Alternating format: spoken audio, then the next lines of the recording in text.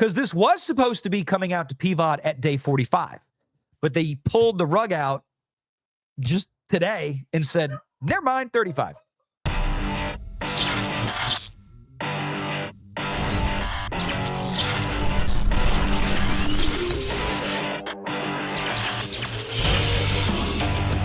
Renegade Online. Luis Fernando, who does a lot of box office coverage, does a great job, by the way. Love following him on X. I suggest y'all do too. It's here in an odd move, he says, that might anger exhibitors, and rightly so. Warner Brothers is actually moving up the digital release of Superman from August 26th to this Friday, August 15th. Just 35 days after hitting theaters, releasing a teaser for the home video launch. Oh, well. I am disgusted by this decision. I've made no bones about it. I'm going to give you two sides of the argument here because I want everybody to understand this, because I don't want my audience, who I think is one of the smartest audiences on YouTube, I don't want y'all to fall into the, pick a side fight, right? Either you got to be with the Snyder Bros or you got to be with the Gun Bros. Whatever, the Gun Bros sounds cooler. Just the name, Gun Bros.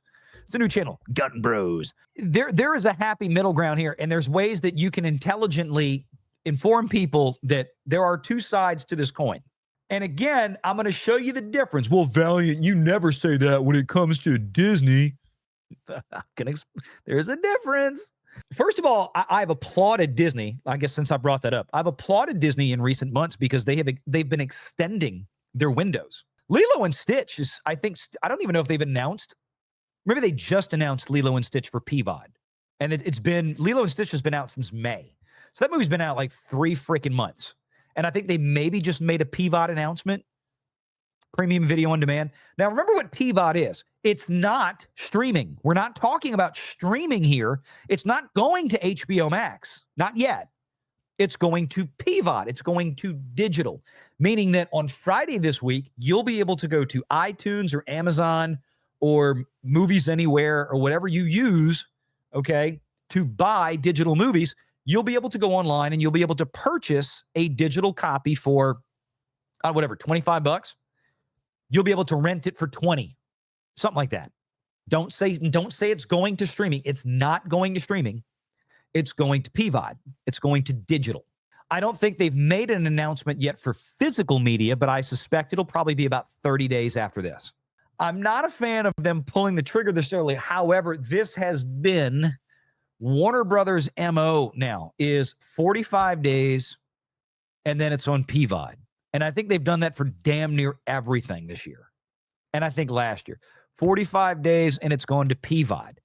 The interesting thing is they were ready to go with this too, 45 days to PVOD, which I still don't like. I think it needs to be appropriate for the film. This movie is still holding pretty damn well. I'm going to show you what I'm talking about. And I know the Snyder Bros don't like, they don't realize that, but I'm like, look, I'm going to show you numbers. Okay. It's still actually holding pretty well. It's not going to reach a break even in the box office, but for what it's doing right now, it's okay.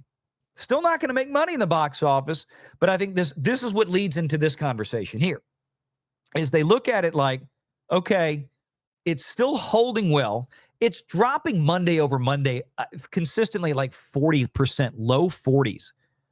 Fantastic Four is dropping Monday over Mondays, something like 65%. It's ridiculous. I mean, they're oceans apart, okay? The hold on this movie has been pretty admirable. I think what Warner Brothers is doing here is, and I've said this before, and I'll scroll up. I posted this earlier. James Gunn is going to hell for letting Superman have 35 exclusive days in theaters. Okay. This is not James Gunn's decision. We can take the piss on James Gunn all we want for the stupid political comments that he makes. I get that. For the ones he does actually make. But this is not James Gunn's decision. People think, oh, well, it's DC Studios. He's in charge of DC. James Gunn is not in charge of distribution at Warner Brothers. He's a studio head. When you listen to the Warner Brothers earnings calls, like I Cover Live that we just did a week ago, with the last one, you'll never hear James Gunn on an earnings call because he's not part of the C-suite. He's a studio head, but he's not C-suite. J.B. Perrette is the head of Warner Brothers Distribution. The decision ultimately is not at all in the hands of James Gunn. It's on J.B. Perrette and David Zaslav.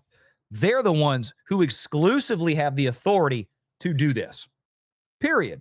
So if you want to blame somebody for putting this movie on the PVOD after 35 days, again, because I want y'all to be able to have intelligent discussions with people out there that make wrong statements like this, you need to be educated enough to know who's holding the purse strings here. And that is, you can see right here, J.B. Perrette in my tweet.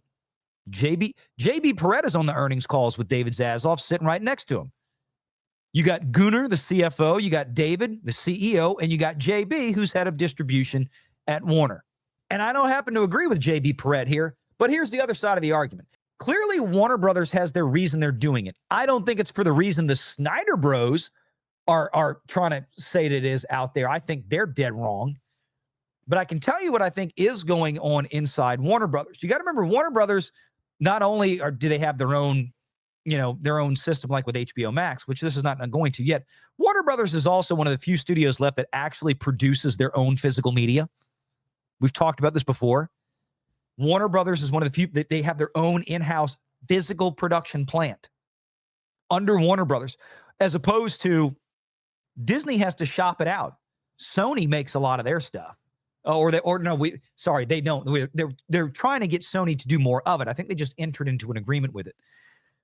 But Warner Brothers makes their own physicals, which is unusual. No other Hollywood studio out there besides, I think, Sony has that. And Sony does, I think, the best job of anybody with the digital transfers to physical. But that being said, here's the other side of the equation. Yeah, I put it here. Dude, why somebody at Warner Brothers is crunching numbers thinking this will be better for PVOD sales, meaning putting it out earlier, and greater profitability. It's the only reason this would make any sense, but I still hate it. And I hate it because it screws the theaters. The theaters still have, look, on its 5th Monday or 6th Monday, whatever the hell we're at now, Superman did $1.4 million, $583 million. And again, the international box office was last updated on Sunday, so we don't have Monday, Tuesday, Wednesday in here, obviously. But let's look at the domestic. So since we last updated, again, a 53% drop from week 1 to week 2. That's a very good hold. That's average, I should say. 57% into week 3, which I would claim to be probably a little better than average because that's where they lost all the PLFs and all the IMAX. That alone right there cost them probably at least 15 to 20% of the box office because this movie was heavily weighted towards IMAX and PLFs in those first 2 weeks in terms of attendance. 45% drop after that, 42% drop after that. Those are pretty damn good holds. All right, they're not stellar. They're not Top Gun Maverick, but they're pretty damn good. 5th Monday, almost $1 million. 5th Tuesday, $1.398 million. These are still some good numbers for the 5th Monday and Tuesday. These are still some pretty good numbers. Why then is Warner Brothers pulling the chain early? Well, here's the thing. They still have a lot of their marketing machine working right now. There's still a lot of recency, enthusiasm for this film. And I think Warner Brothers has decided, let's piggyback off of what's already out there while it's still fresh in everybody's minds, and let's smash this to PVOD. What that tells me is that Warner Brothers is probably expecting, I would say reasonably, at least another $50 million cash in hand from PVOD sales. Whereas if they waited an extra month, it might be less. Again, I'm trying to give you what is maybe in their head. I'm not trying to speculate on this so much as I'm trying to tell you what I think J.B. Perrette and the boys at distribution at Warner Brothers are thinking. I don't remember the window for Wicked, for example, but I presume it was at least 45 days. I'm not a fan of this. I think it's stupid because I think that the problem is while this is maybe a short-term gain for Warner Brothers in terms of cost covering and turning a profit here, versus long-term behavioral reprogramming. If Warner Brothers keeps making it a habit of going 35 days before PVOD, it's going to eventually start to change behavior, and people are going to just wait. If you're one person buying one ticket right now, and since Superman isn't on PLF anymore, you're probably getting a ticket for about $10 for Superman. If you go in the middle of the day to a regular non-PLF screen, you might be getting a ticket for around $10, depending on where you live, right? You go at night, a little bit more, maybe 13, non-PLF. Okay, well, you can buy it now on PVOD this weekend for $25. Well, you might go back and just get a ticket and go watch it in the theater again, because it's half the price. You don't have to buy popcorn and a drink when you go, right? You can do it. I'm trying to get into their heads because so much has changed, and every studio is doing this differently since COVID. And again, I applaud Disney. They've been stretching that windowing out. Disney was doing 45 days to Disney Plus. Forget PVOD. For a couple of years, Disney was going into the theaters, and then within 30 to 45 days, it was on Disney Plus streaming. They have rethought that since then. And big kudos to Disney for doing that. We will call balls and strikes. Warner Brothers, surprisingly, is a little bit more stubborn, and I don't know why, because, in the beginning when JB and David came in, they hated the Project Popcorn model. They fired Jason Kilar instantly. According to them, the idea of collapsing everything, box office and everything, into streaming was a terrible idea and was killing revenue. They're not doing that here, right? Because there's still no announcement of when this thing is going to HBO Max. They might not put it on HBO Max till October, November, for all I know, which would be great. But the PVOD I feel like that's just still too soon. And I don't know if that's going to impact what the theater ultimately pays them back on. Because, you sign up for a theater. Well, what are you doing with this? Oh, we're going to put it on streaming right away. You're not getting paid 55% in the domestic box office, if that's the case for a movie like this. Okay, we already proved that because we saw the financials from AMC in the year where Jason Kilar did Project Popcorn.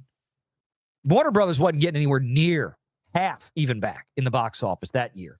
They got hosed that year. Make sure you're subscribed to Valiant Renegade and join us every Sunday at 6 p.m. Eastern for the live show.